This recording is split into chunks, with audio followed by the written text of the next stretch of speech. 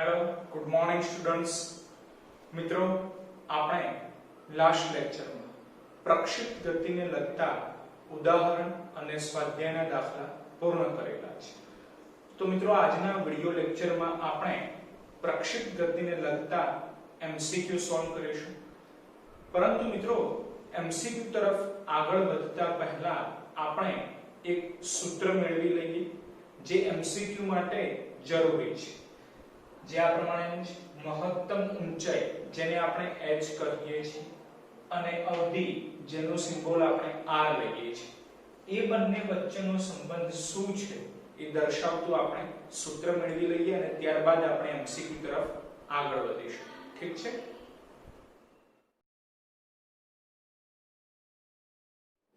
મિત્રો, મહત્તમ ઊંચાઈ h અને અવધિ r, આ બંને વચ્ચેનો સંબંધ આપણે મેળવવાનો છે.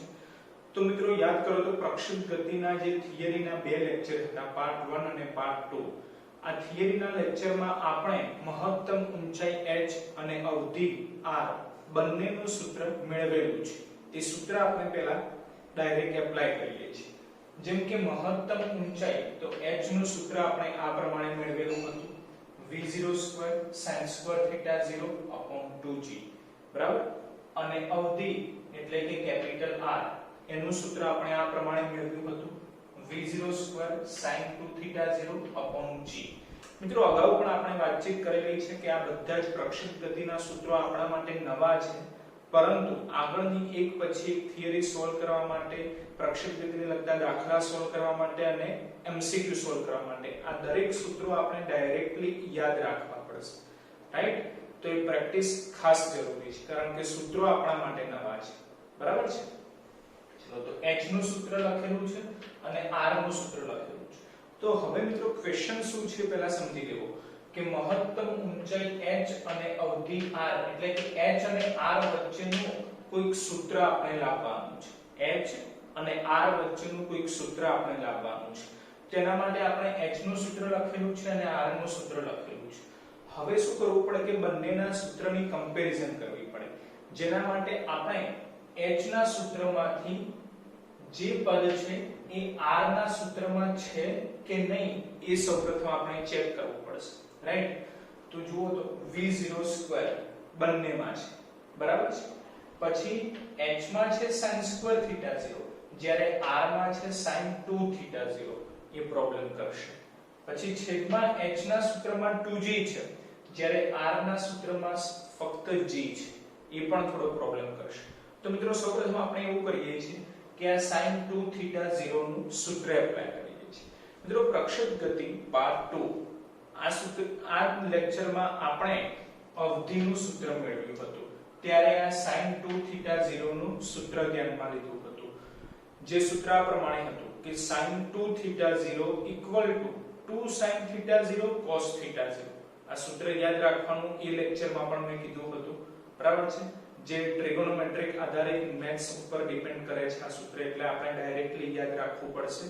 sin2θ0 2 sin2θ0 cos2θ0. તો સૌપ્રથમ આપણે આ સૂત્ર એપ્લાય કરીએ છીએ.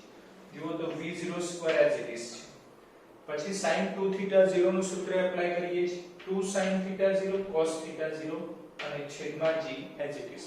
એટલે સુધી ક્લિયર? હવે આ બંનેની કમ્પેરિઝન કરવાની, બરાબર છે. જો તો v02 છે, પછી અહીંયા sin2θ0 છે, જ્યારે અહીંયા sinθ0 છે. એટલે એક sinθ0 h ના સૂત્રમાં વધારે છે. રાઈટ? પછી cos2θ0, તો cos2θ0 તો અહીંયા છે જ નહીં, બરાબર. આના છેદમાં 2g છે, જ્યારે આના છેદમાં g છે, બરાબર છે. તો હવે આ બંનેની કમ્પેરિઝન કરવી હોય તો શું કરવું પડે? તો મિત્રો, સૌપ્રથમ આપણે શું કરવું પડે કે અહીંયા 2g છે ને અહીંયા g છે. ધેટ મીન્સ કે છેદમાં 2 લાવવા પડે. તો આપણે શું કરીએ છીએ કે ઉપર નીચે 2 વડે મલ્ટીપ્લાય કરી દઈએ. ધેટ મીન્સ કે 2 વડે ગુણી દઈએ. આ ઉપરના પદને 2 વડે ગુણી કાઢીએ છીએ અને નીચે પણ 2 વડે ગુણીએ છીએ, એટલે કે 2 વડે ભાગી કાઢીએ છીએ, બરાબર. તો આપણે એપ્લાય કરીએ છીએ 2 વડે ગુણતા અને ભાગતા, બરાબર. ચલો, તો r as it is.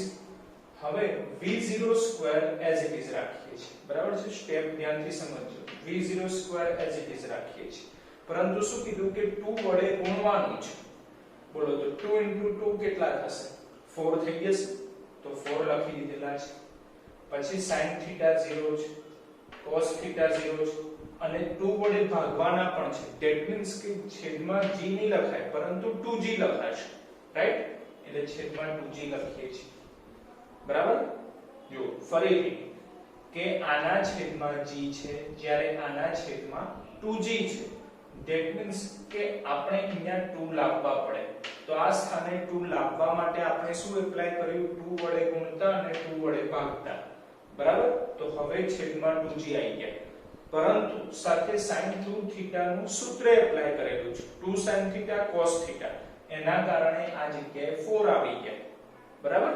ચલો, તો આટલે સુધી ક્લિયર. હવે આ r અને h ના સૂત્રને કમ્પેર કરીએ છીએ, બરાબર? તો જો v0 સ્ક્વેર છે, પછી sin θ 0 છે, જ્યારે અહીંયા sin સ્ક્વેર θ 0 છે, એટલે એક sin θ 0 h ના સૂત્રમાં વધારાના છે એવું આપણે અત્યારે સમજી શકીએ. પછી છેદમાં 2g છે, તો અહીં પણ છેદમાં 2g છે, રાઈટ? તો હવે આપણે આ જે રેડ કલરનું દોરેલું છે એને અલગ કરી લઈએ છીએ, કારણ કે જુઓ તો 4h ના સૂત્રમાં ક્યાંય નથી, બરાબર? પછી cos θ 0 પણ h ના સૂત્રમાં ક્યાંય નથી. તો આ રેડ કલર થી જે ભાગ દોરેલો છે, જે છે v0 સ્ક્વેર sin θ 0 2g, એને અલગ કરી લઈએ છીએ અને જોઈએ છે કે v0 square sin θ 0 2g h ના સૂત્રમાં છે કે નહીં. તો જુઓ v0 સ્ક્વેર છે, sin θ 0 તો અહીંયા sin સ્ક્વેર θ 0 છે. ચાલો, પછી આ 2g, રાઈટ? એટલે આ જે રેડ કલરનો ભાગ આપણે દોરેલો છે એ h ના સૂત્રમાં છે, બરાબર છે? તો હવે આને કરતા બનાવો, એટલે કે v0 square as it is રાખીએ છીએ. sin સ્ક્વેર θ 0 માંથી એક sin θ 0 છૂટો પાડીએ છીએ, કારણ કે સ્ક્વેર એટલે શું થાય? તે ઉદાહરણ તરીકે આપણે x સ્ક્વેર લખવા છે તો આપણે શું કરીએ? x x. y સ્ક્વેર લખવા છે તો શું કરીએ? y y. એવી રીતે sin સ્ક્વેર θ 0, બોલો sin સ્ક્વેર θ 0 ધેટ મીન્સ શું થશે? sin θ 0 sin θ 0, right?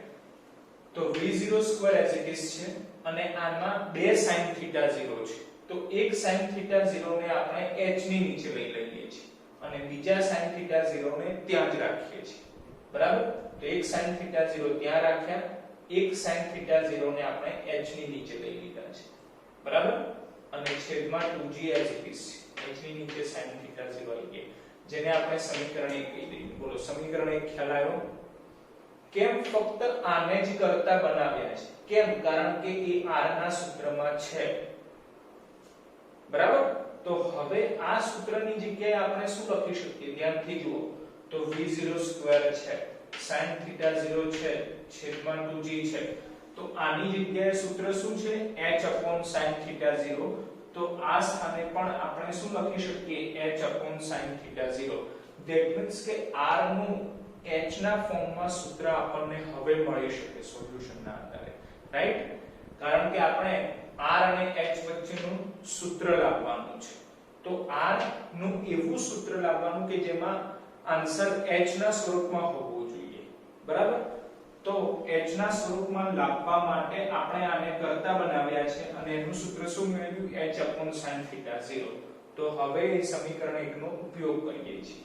જુઓ તો 4 એઝ ઇટ ઇઝ છે, પછી cos θ 0 એઝ ઇટ ઇઝ રાખીએ છીએ, અને આ જે રેડ કલરનું બોક્સ દોરેલું છે એની જગ્યાએ શું લખાશે? h sin θ 0. તો h sin θ 0. ખ્યાલ આવ્યો? ચાલો, ડાબી બાજુ r છે, તો છેદના sin θ 0 r જોડે મલ્ટીપ્લાય થશે, એટલે r sin θ 0. બાકી શું રહ્યું? 4h cos θ 0. તો 4h cos θ 0, બરાબર? હવે આ cos θ 0 એ sin ના છેદમાં આવતા રહેશે અને r એ 4h ના છેદમાં આવશે, બરાબર? બોલો તો sin θ 0 છેદમાં જશે cos θ 0 ઇક્વલ ટુ 4h અને છેદમાં આવશે r, એટલે 4h/r, બરાબર? બોલો sin θ cos θ, sin cos tan θ આપે, તો આપણને સૂત્ર મળ્યું tan θ0 4h/r. તો મિત્રો આ જે સૂત્ર મળેલું છે, જે ગ્રીન કલરનું આપણે બોક્સ કરેલું છે, tan θ0 4h/r, જે શું દર્શાવે છે? તો h એટલે કે ઊંચાઈ અને r એટલે કે અવધિ વચ્ચેનું સંબંધ દર્શાવતું સૂત્ર રજૂ કરે છે. tan θ0 4h/r. મિત્રો આ જે સૂત્ર છે એ આપણે હવેથી ડાયરેક્ટ યાદ રાખવાનું, કારણ કે આ સૂત્રના આધારે ઘણા બધા MCQ એકદમ સરળ સ્ટેપમાં, એક જ સ્ટેપમાં સોલ્વ થઈ જાય છે. બરાબર? એટલે આ સૂત્ર આપણે યાદ રાખવાનું કે જેથી આપણે MCQ ઈઝીલી સરળતાથી સોલ્વ કરી શકીએ શોર્ટકટ રીતે. બરાબર? tan θ0 4h/r. બરાબર છે? હવે મિત્રો MCQ માટે બીજી બે મુદ્દા પણ આપણે ધ્યાનમાં રાખીએ છીએ કે જેના આધારે આપણે MCQ ઈઝીલી શોર્ટકટ મેથડ દ્વારા સોલ્વ કરી શકીએ છીએ. એ મુદ્દા કયા પ્રમાણેના છે તો એ ધ્યાનમાં લઈ લઈએ. તો r1 r1 r2 એ શું છે? અવધિ છે. બરાબર? તો અવધિ ક્યારે સમાન મળે તેના માટેના બે મુદ્દા છે, એટલે કે બે કન્ડિશન છે. બે કન્ડિશન જો ફોલો થાય તો અવધિ સમાન મળે તેવું આપણે કહી શકીએ. તે બે કન્ડિશન કઈ છે આપણે સમજી લઈએ. તો જ્યારે પદાર્થને θ0 ખૂણે ફેંકીએ અને 90 θ0 ખૂણે ફેંકીએ, આ બેમાંથી ગમે તે એક ખૂણે ફેંકવામાં આવે. બરાબર? આપણે ધારો કે બે પદાર્થને ફેંકીએ છીએ, એક પદાર્થનો ખૂણો કયો છે? θ0 છે, બીજા પદાર્થનો ખૂણો કયો છે? 90 θ0. તો એવા સંજોગોમાં પદાર્થને આપણે પ્રારંભિક v0 વેગથી ફેંકીએ તો બંને કિસ્સા માટે જે અવધિ મળે છે, અવધિ કેવી મળે છે? એક સમાન મળે છે. બરાબર છે? બંને પદાર્થને આપણે ફેંકીએ છીએ તો એ પ્રક્ષિપ્ત કોણ કેવો હોવો જોઈએ? θ0 હોવો જોઈએ અથવા તો 90 θ0 હોવો જોઈએ. તો આ બંને કિસ્સા માટે જે આપણને અવધિ મળે છે, અવધિ કેવી મળે છે? એક સમાન મળે છે. આ પહેલી કન્ડિશન છે કે ખૂણો કેવો હોવો જોઈએ? θ0 અથવા તો 90 θ0. બરાબર છે? અને બીજી કન્ડિશન કે 45 ડિગ્રી માઈનસ થીટા કે 45 ડિગ્રી પ્લસ થીટા ખૂણે પ્રારંભિક વેગ v0 થી જો પદાર્થને ફેંકવામાં આવે તો પણ અવધિ કેવી મળે છે? એક સમાન મળે છે. મિત્રો આ તો આપણે સાબિતી મેળવેલી છે. તમને ખ્યાલ છે કે લાસ્ટ લેક્ચરમાં આપણે પ્રક્ષિપ્ત ગતિના દાખલા સોલ્વ કર્યા, એમાં ઉદાહરણ 4.7. બરાબર? ઉદાહરણ 4.7 માં આપણે આ જ સાબિતી મેળવેલી છે કે બે જુદા જુદા ખૂણા કયા? તો 45 ડિગ્રીનો સમાન તફાવત ધરાવતા. ધેટ મીન્સ કે એક ખૂણો 45 ડિગ્રી માઈનસ થીટા લઈએ છીએ અને એક ખૂણો 45 ડિગ્રી પ્લસ થીટા લઈએ છીએ. આવા બે જુદા જુદા પ્રક્ષિપ્ત કોણ સાથે જો આપણે પદાર્થને ફેંકીએ તો પદાર્થની જે અવધિ મળે છે એ અવધિ કેવી મળે છે? એક સમાન મળે છે. તો મિત્રો અવધિ ક્યારે એક સમાન મળે છે એના માટેની આ બંને કન્ડિશન યાદ રાખવાની છે. પહેલી કન્ડિશન કે ખૂણો θ0 અને 90 θ0 હોવો જોઈએ. બીજી કન્ડિશન કે 45 ડિગ્રી માઈનસ થીટા અને 45 ડિગ્રી પ્લસ થીટા ખૂણો હોવો જોઈએ. રાઈટ? તો મિત્રો આ જે આપણે ફર્સ્ટ પાર્ટ ધ્યાનમાં લીધેલો છે એ ફક્ત MCQ સોલ્વ કરવા માટેની શોર્ટકટ માટે ધ્યાનમાં લીધેલો છે. ઠીક છે? તો હવે વિદ્યાર્થી મિત્રો આપણે સ્ટાર્ટ કરીએ છીએ MCQ. મિત્રો MCQ નંબર 1 જેની રકમ આ પ્રમાણે છે.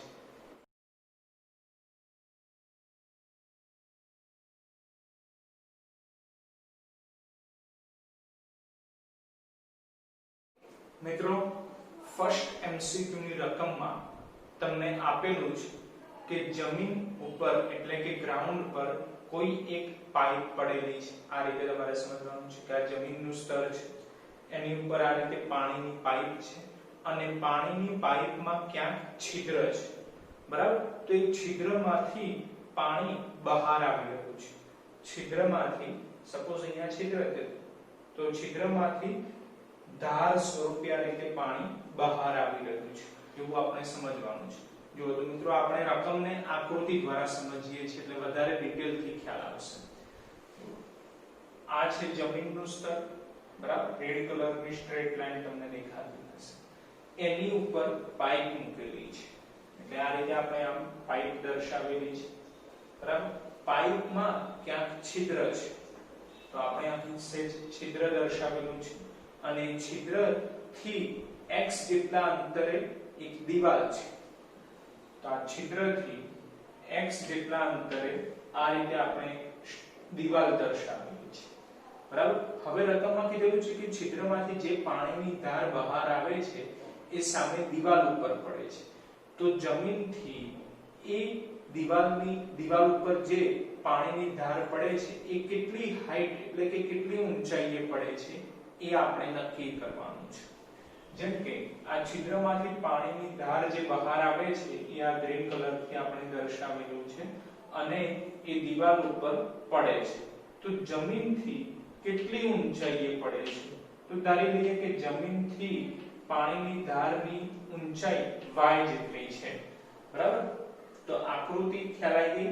આકૃતિ એ આપણે રકમ જે પ્રમાણે છે એ પ્રમાણે દોરવાનો ટ્રાય કરેલો છે, બરાબર છે. તો મિત્રો પાણીની ધાર આ રીતે દીવાલ ઉપર ટચ થાય છે તો તમે જોઈ શકો છો કે પરવલય આકાર ધરાવે છે, ધેટ મીન્સ કે પ્રક્ષેપ ગતિ થઈ રહી છે એવું આપણે કહી શકીએ, રાઈટ. તો એમાં આ જે પાણીની ધાર આ રીતે આગળ વધે છે એ સમક્ષિતિજ એટલે કે x અક્ષ સાથે જે કોણ બનાવે તેને θ0 એટલે કે પ્રક્ષેપ કોણ કહે છે, બરાબર. તો હવે મિત્રો એ પ્રક્ષેપ કોણ θ0 રકમમાં આપેલ છે તમને 30 ડિગ્રી, એટલે કે પાણીની પાઇપમાં છિદ્ર છે, છિદ્રમાંથી પાણીની ધાર બહાર આવી રહી છે, તો એ પાણીની ધારનો જે ગતિમાર્ગ છે સમક્ષિતિજ અક્ષ સાથે જે કોણ બનાવે છે પ્રક્ષેપ કોણ θ0 30 ડિગ્રી જેટલો આપેલો છે, રાઈટ. પછી તમને રકમમાં આપેલું છે કે છિદ્રથી દીવાલનું અંતર જે આકૃતિમાં આપણે x સ્વરૂપે દર્શાવેલું છે, છિદ્રથી દીવાલનું અંતર x જેટલું છે જે રકમમાં આપેલું છે, જે છે 6 મીટર જેટલું, બરાબર. આગળ મિત્રો જે પાણીની પાઇપમાંથી પાણીની ધાર બહાર આવી રહી છે એનો વેગ આપેલો છે, જે પ્રારંભિક વેગ v0 કહેવાશે, એ આપેલો છે 10 મીટર પર સેકન્ડ. તો મિત્રો આપણને શોધવાનું કીધેલું છે કે જમીનથી દીવાલ ઉપર જે પાણીની ધાર ટચ થાય છે એ કેટલું અંતર એટલે કે કેટલી હાઈટ પ્રાપ્ત કરે છે એ આપણે નક્કી કરવાનું છે, જેને આપણે આકૃતિમાં y સ્વરૂપે દર્શાવેલું છે, એ y આપણે શોધવાના છે, રાઈટ. તો મિત્રો યાદ કરો તો આપણે પ્રક્ષેપ ગતિનો પાર્ટ 2 એટલે કે લાસ્ટ લેક્ચરમાં આપણે ભણી ગયેલા પ્રક્ષેપ ગતિના ગતિમાર્ગનું સૂત્ર, તો એ સૂત્ર આપણે એપ્લાય કરીએ જે આ પ્રમાણે હતું: y બરાબર x tan θ0 gx2/2v02 cos2 θ0. તો મિત્રો આપણે y શોધવાના છે, બરાબર.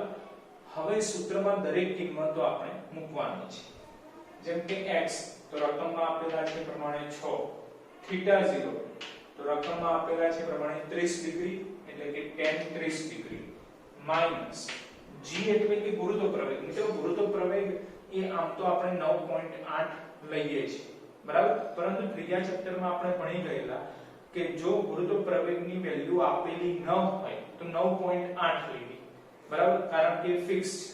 પરંતુ કેટલાક દાખલા એવી રીતના હોય છે કે એમાં ગુરુત્વ પ્રવેગની વેલ્યુ આપેલી હોય છે, ગુરુત્વ પ્રવેગ g બરાબર 10 મીટર પર સેકન્ડ સ્ક્વેર. તો મિત્રો આ એમસીક્યુ ને સોલ્વ કરવા માટે રકમમાં જ તમને આપેલું છે કે ગુરુત્વ પ્રવેગ g ની વેલ્યુ કેટલી લેવાની છે 10 મીટર પર સેકન્ડ સ્ક્વેર, જે કારણોસર આપણે 10 લીધેલી છે. તો મિત્રો યાદ રાખવાનું કે સ્મોલ g જો રકમમાં આપેલા હોય તો જે કિંમત આપેલી છે એ લખવી, ન આપેલા હોય તો ફિક્સ 9.8 લેવા, રાઈટ. ચલો તો સ્મોલ g એટલે કે 10, x2 એટલે કે x ની જગ્યાએ 6 લખી દઈએ છીએ, એટલે 6 નો વર્ગ છેદમાં 2 અને v0 કેટલા છે 10 તો એનો વર્ગ છે એટલે 10 નો વર્ગ જોડે cos2 θ0 કેટલા છે તો 30 ડિગ્રી, બરાબર. હવે ફક્ત સોલ્યુશન કરવાનું છે, તો સોલ્યુશન ધ્યાન આપવા દેવું છે. 6 as it is.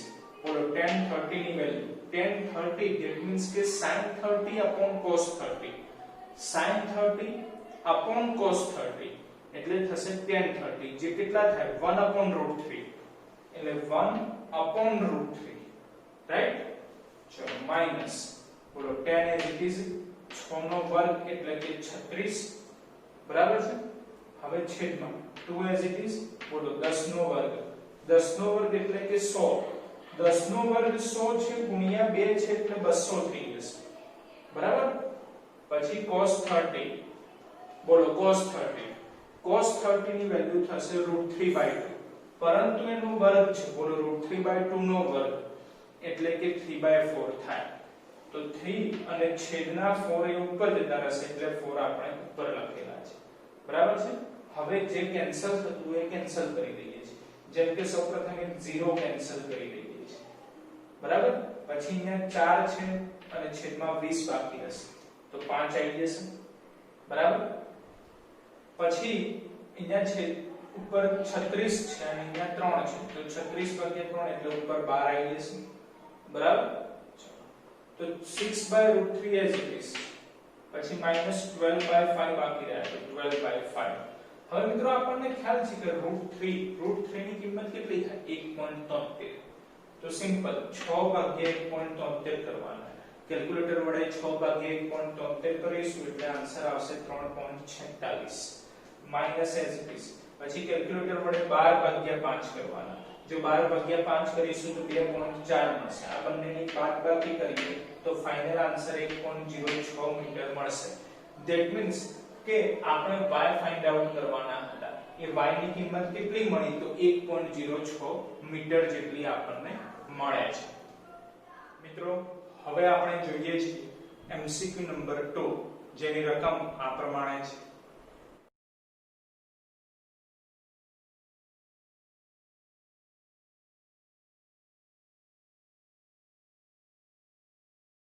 મિત્રો ઉદાહરણ 2 ની રકમમાં તમને આપેલું છે કે કોઈ એક પદાર્થને 20 મીટર પર સેકન્ડ જેટલા પ્રારંભિક વેગથી ઉર્ધ્વ દિશામાં ફેંકવામાં આવે તો તે પદાર્થ કેટલી મહત્તમ ઊંચાઈ એટલે કે h મેક્સિમમ પ્રાપ્ત કરશે। તો મિત્રો આપણે h મેક્સિમમ મહત્તમ ઊંચાઈ મેળવવાની છે જેના માટે તમને પદાર્થનો પ્રારંભિક વેગ આપેલો છે જે છે 20 મીટર પર સેકન્ડ પ્રારંભિક વેગ ધેટ મીન્સ v0 કહેવાશે તો v0 આપી દીધેલા છે 20 મીટર પર સેકન્ડ અને મિત્રો આપણે અગાઉના MCQ માં વાત કરી એ પ્રમાણે ગુરુત્વ પ્રવેગ g રકમના અંતે આપેલો છે 10 મીટર પર સેકન્ડ સ્ક્વેર રાઈટ। તો હવે સિમ્પલ આપણે h નું સૂત્ર એપ્લાય કરવાનું છે પરંતુ મહત્તમ ઊંચાઈ શોધવાની છે તો h મેક્સિમમ નું સૂત્ર એપ્લાય કરવું પડે ધેટ મીન્સ કે h નું સૂત્ર છે આપણી જોડે તો એ h ના સૂત્ર ઉપરથી h મેક્સિમમ કેવી રીતે મળે તો મિત્રો લાસ્ટ લેક્ચરમાં આપણે પ્રક્ષેપ ગતિના દાખલા સોલ્વ કર્યા એમાં એક દાખલામાં આપણે વાતચીત કરી હતી કે જ્યારે sin2θ0 1 બને ત્યારે h એ h મેક્સિમમ બને રાઈટ। તો સિમ્પલ છે કે sin2θ0 ની જગ્યાએ 1 મૂકી દો તો બાકી શું રહે v02/2g તો આ v02/2g એ h મેક્સિમમ નું સૂત્ર થયું કહેવાય રાઈટ। તો એ સૂત્ર આપણે એપ્લાય કરેલું છે કે મહત્તમ ઊંચાઈ h મેક્સિમમ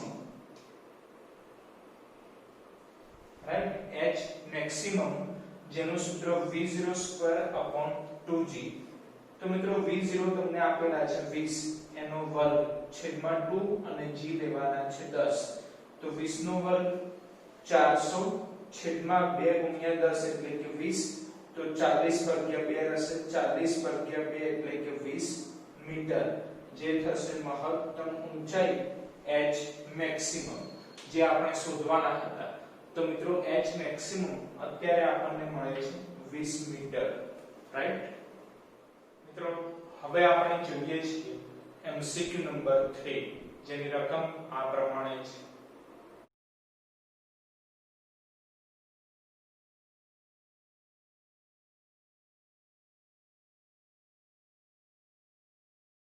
મિત્રો ત્રીજા MCQ ની રકમમાં તમને આપેલું છે કે પ્રક્ષેપ ગતિમાં પદાર્થે પ્રાપ્ત કરેલી મહત્તમ ઊંચાઈ h તેની અવધિ કરતા 3 ગણી છે એટલે કે h = 3r થશે. જો ફરીથી સાંભળજો, મહત્તમ ઊંચાઈ h તેની અવધિ r કરતા 3 ગણી છે. તેના આધારે આ પ્રમાણે લખાય h = 3r. રાઈટ? તો પદાર્થનો સમક્ષિતિજ સાથેનો ખૂણો, ધેટ મીન્સ કે પદાર્થે પ્રાપ્ત કરેલો પ્રક્ષિપ્ત ખૂણો આપણે શોધવાનો છે.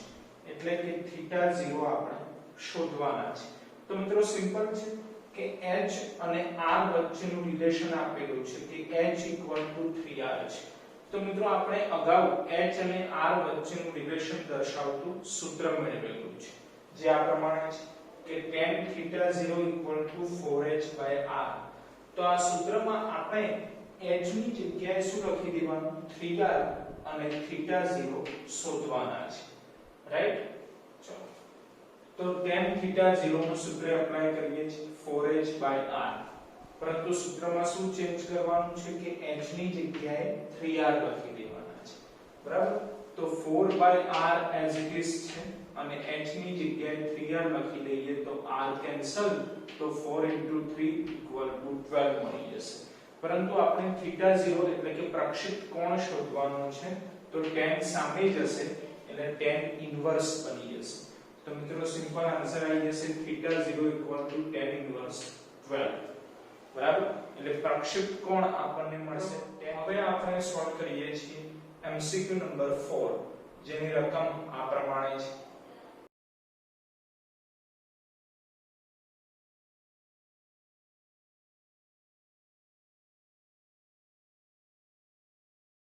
મિત્રો ચોથા MCQ ની રકમમાં તમને ત્રીજા MCQ કરતા ઉલટી રકમ આપેલી છે.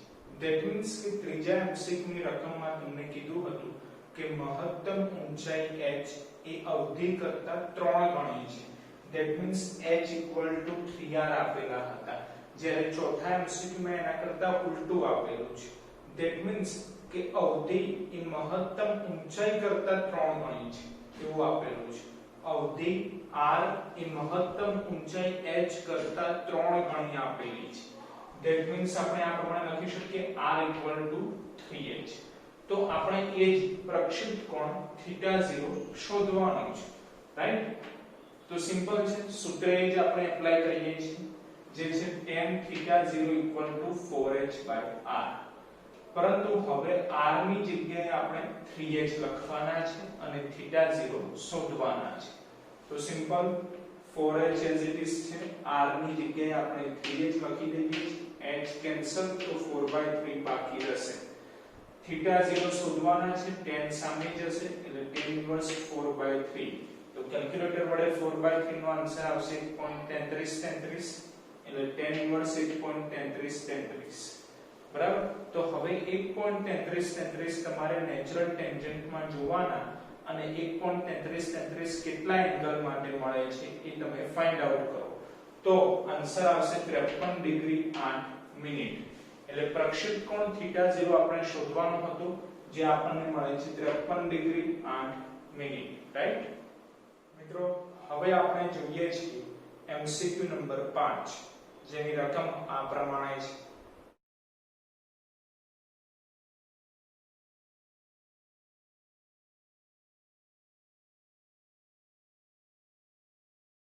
મિત્રો પાંચમા MCQ ની રકમમાં તમને આપેલું છે કે મહત્તમ ઊંચાઈ h મેક્સિમમ અને મહત્તમ અવધિ r મેક્સિમમ વચ્ચેનું સંબંધ દર્શાવતું સૂત્ર રજૂ કરો.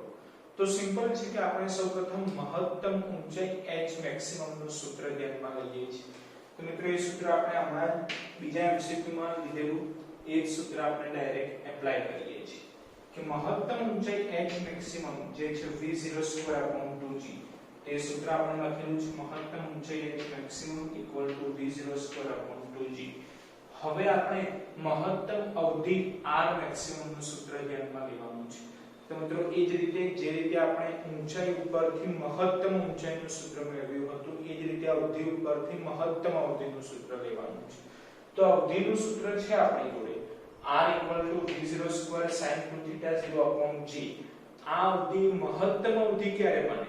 તો મિત્રો જ્યારે આપણે થિયરી સોલ્વ કરી પ્રક્ષેપ ગતિ પાર્ટ 2 આ લેક્ચરમાં આપણે જોયું હતું કે અવધિ એ મહત્તમ અવધિ બને તે માટેની શરત છે કે sin 2θ0 sin 2θ0 1 થવા જોઈએ, રાઈટ।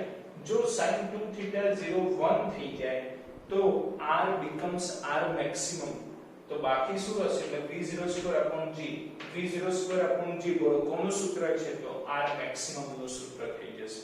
તો હવે મહત્તમ અવધિ r maximum નું સૂત્ર આપણે લખીએ છીએ, મહત્તમ અવધિ r maximum v02/g। તો હવે આ બંને વચ્ચેનું રિલેશન આપણે લાવવાનું છે, તો સિમ્પલ છે કે v02/g ની જગ્યાએ શું લખી શકાય r maximum આપણે લખી શકીએ, તો જ્યાં v02/g દેખાય ત્યાં શું લખી દેવાનું r maximum લખી દઈએ, પરંતુ છેદમાં 2 as it is તો simple h maximum = r maximum / 2, જે મહત્તમ ઊંચાઈ h maximum અને મહત્તમ અવધિ r maximum વચ્ચેનું રિલેશન છે, hm = rm/2। મિત્રો હવે આપણે જોઈએ છીએ MCQ નંબર 6 જેની રકમ આ પ્રમાણે છે।